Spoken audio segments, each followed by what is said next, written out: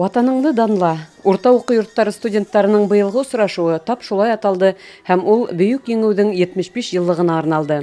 Сибай калаһында үткән был ижади конкурска төбәк район калаларындагы бөтәһе 10 колледждан егет һәм кызлар йыелды.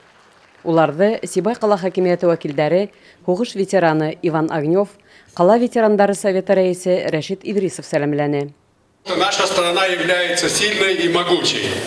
Она и была сильной и могучей. И одним из величайших достояний нашей страны является вот эта вот великая победа, о которой мы говорим, и 75 лет этой победы мы встречаем.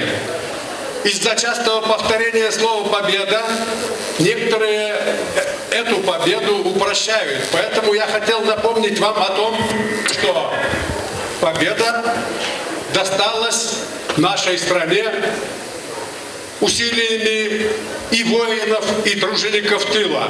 Быйылгы ижади конкурска Сибай, Баймак, Белорет, Акъяр һәм Юлдыбай колледждары студенттары йылдагыса ныклы әҙерләнеп килгәндәр. Сәхнәлә патриотик йыр һәм шигырьләр яңгыраны, күмәк һәм яңгыр бейеүҙәр, сағыу ансамбльдәр бер-береһен алыштырды. Ә инде Өфө ягулык энергетика колледжының Баймак филиалы студенттары ижад үҙәгенең фойеһын да сығыш урынына әйләндереп ебәрҙе.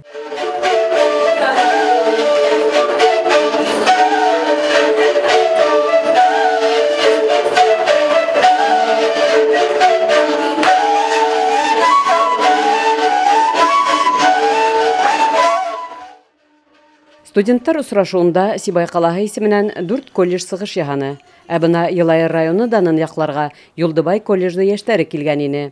Тамашасы уларҙы ла дәррәү алҡыштар менән ҡаршыланы. Бындай конкурстар беҙгә нимәһе менән оҡшай.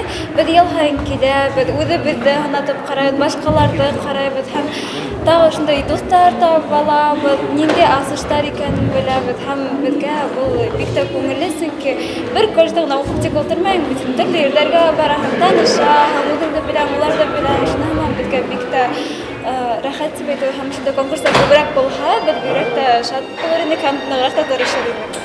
Ижади конкурстың юлаһы буйынса киләһе осрашыуҙы еңеүсе булған команда ойошторасаҡ. Бындай хоҡуҡты быйыл жюри комиссияһынан иң юғары баһа алған Сибай педагогия колледжы яуланы.